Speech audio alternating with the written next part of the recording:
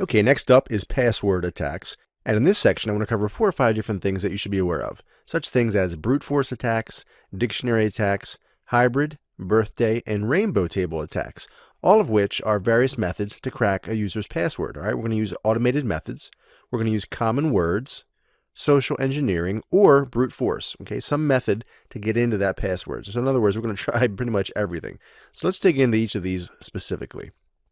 So the first is brute force, and as the name implies, right, we're just basically going to throw everything that we have at it. We don't know the password, obviously, so we're going to attempt to crack that password using every possible combination of alphanumeric characters, upper and lowercase. So as you might guess, this is very time consuming.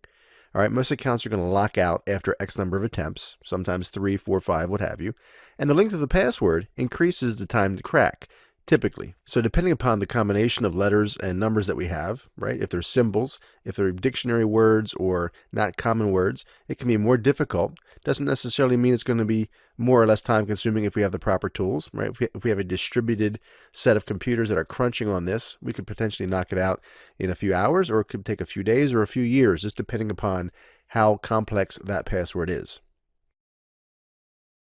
Next, we're going to talk about dictionary attacks. Now, in a dictionary attack, we're basically feeding that brute force password cracking tool. We're going to feed it a list of known words or phrases and so on and so forth. All right, so what we're attempting to do is limit the number of things we have to crunch through. So if we feed it actual dictionary words, we're not just randomly trying every alphanumeric character one by one and kind of zipping through every possible combination. We're going to give it a list of words, if you will, that have a higher likelihood of success. And there are a number of common tools that we can use to do this. And I'm not going to just read through all of these, but you can go ahead and take a quick look. All of these tools allow dictionary type attack processes to be launched against a target, some of which are kind of built into various distributions of Linux. Some are specific download programs that you can download and run on either Windows or Linux, Mac, so on and so forth. And then next, as you might guess, is a hybrid method. Okay, a hybrid is a brute force attack that combines a dictionary attack along with word variations before it then results to just a plain old brute force attack.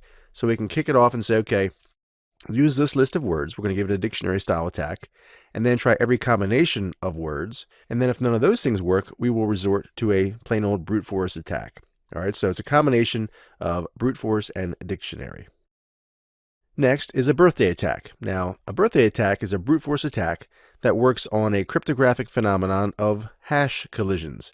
So we've learned before that if you hash a specific word or string or a character or even an entire dictionary, that should give you a very unique hash value. If you were to go in and change one letter in that entire dictionary from upper to lowercase, or maybe just swap a letter out, that hash value would be different. Well, that is in fact true. However, given enough time, and depending upon the algorithm, whether it's an MD5, SHA1, each hash algorithm has a slightly different way of accomplishing this. But given enough time, you may run into a situation where you have two independent values that give the same hash value. So where this comes into play is the example of a birthday paradox, hence the name birthday attack. So in a birthday paradox, it basically states it's a mathematical algorithm that says in a room full of people, what's the probability that 2 will share the same birthday? Well, 23 people. If you have 23 people in a room, there's a 50% probability that 2 people will share the same birthday. If you have a room of 30 people, well, then there's a 70% chance. 70 people up to a 99.9% chance, and then 253 people for a 100% chance that any 2 will share a birthday. Now, as you can see, jumping from 70 to 253, that's a pretty big jump. We're only gaining 0.1%.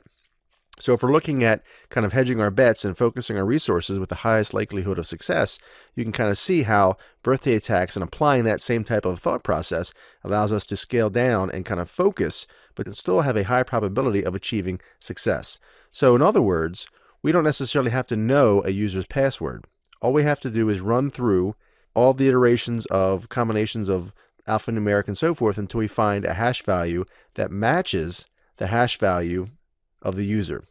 So if their password is psite1 and our password is I don't know the password 123, if those two things actually yield the same hash value because we have that hash collision, then I don't have to know their password. All I need to know is that the hashes match.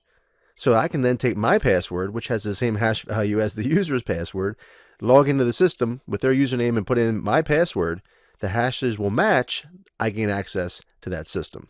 So that's where the danger comes in with this hash collision phenomenon.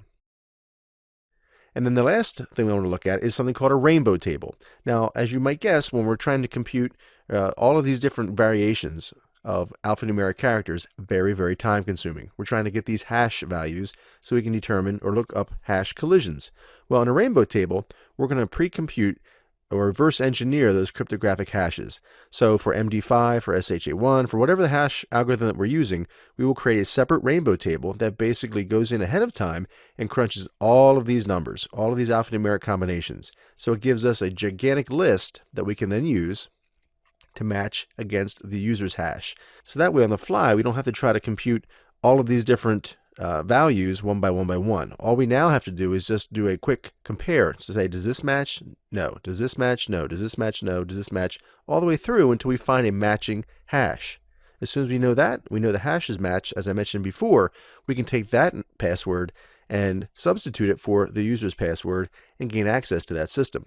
So with the size of drives nowadays, terabytes easily attainable, you can get thumb drives with terabytes of storage. It's very easy to carry around large rainbow tables, and in fact you can go out to the internet and download pre-made rainbow tables for the various types of hashes. Now we can mitigate the effectiveness of rainbow tables by doing something called password salting.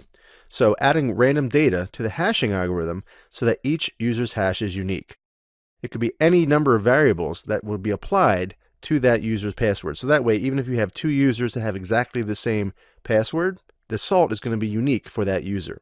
And the larger the salt value, the more security obviously we're going to have in place. So that way, every single time a user's password is created, even if they're identical, the salting factor will make completely different hashes. So that makes the chance of actually running through some type of rainbow table and finding matching hashes much, much more difficult.